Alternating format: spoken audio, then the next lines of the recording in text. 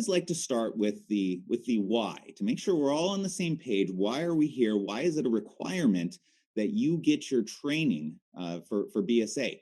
And really, it all comes down to BSA Bank Secrecy Act and then anti money laundering, BSA AML. And you've probably heard these buzzwords over and over and over again. And really, this is an important part of everybody's responsibilities. If you work in a financial institution, this is a part of your job. It's not just your BSA folks who are responsible for this. It's everybody on your team needs to be on the lookout.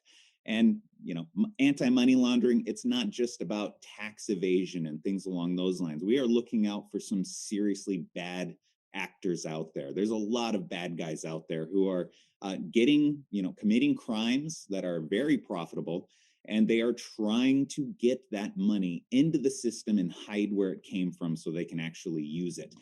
Things like drug cartels, arms dealers, human traffickers, sanctions evasion, where you have like rogue states that are out there trying to evade sanctions that's been placed on them, organized crime, all kinds of groups are out there, and they have these very profitable criminal enterprises that they're engaged in, but they need to get that money into the system.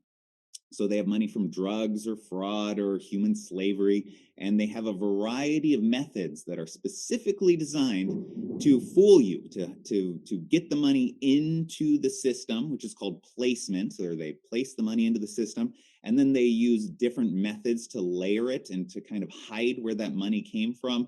And then finally, what we call integration is when they've got the money and it's been laundered, and then they can take it out and use it for other things.